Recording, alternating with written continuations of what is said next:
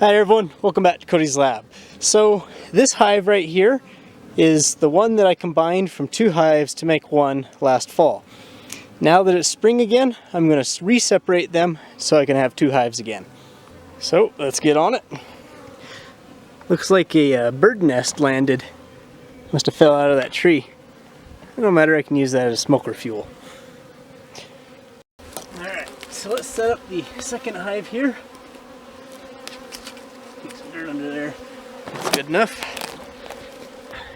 And here's the other hive. Set this right there on those blocks. Now we gotta put bees in it. Now you can really hear the drones buzzing.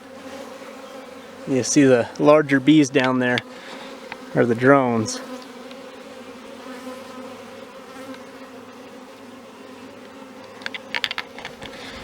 Yep. Let's set this over here.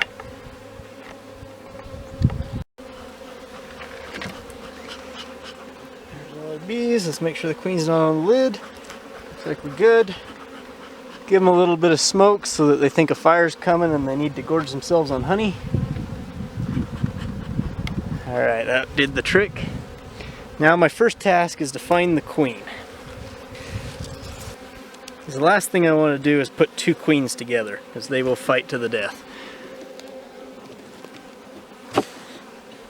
Okay, we got a nice empty comb. Let's put this over here in this other hive after I check and make sure there's no queen on it.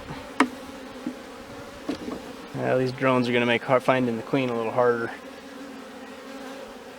because now she's not the biggest bee in the box. But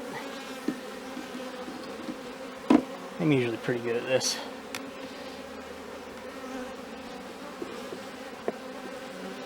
See, are those queen cells built up? Doesn't look like it. Okay, I found her. She's right there. That wasn't too hard. She's a nice big queen. So now, I know where she's at. I can distribute these bees however I like. I'm just doing a quick check down on this level of the hive to see how much honeycomb they have versus how much brood comb they have.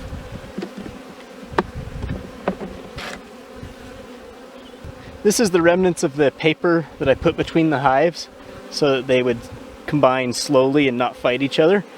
And you see the bees chew that paper all to pieces. Normally they pull it out, but sometimes pieces of it get left behind.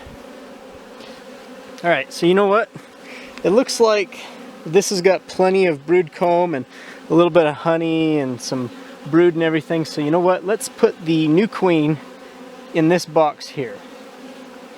So as much as possible to simulate a swarm, I'm going to move the original hive over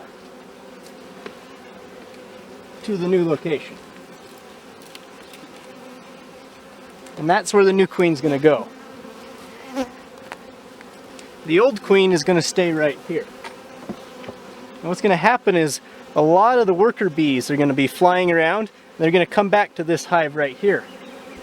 This way, the majority of the bees in here will be the adult bees that are already able to fly, which should be what the type of bees you'd have during a swarm.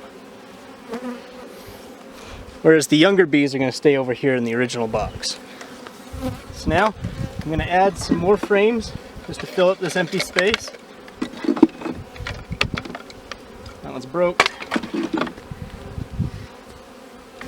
Add this on top of there. This way I'm starting out with a 2-story high hive.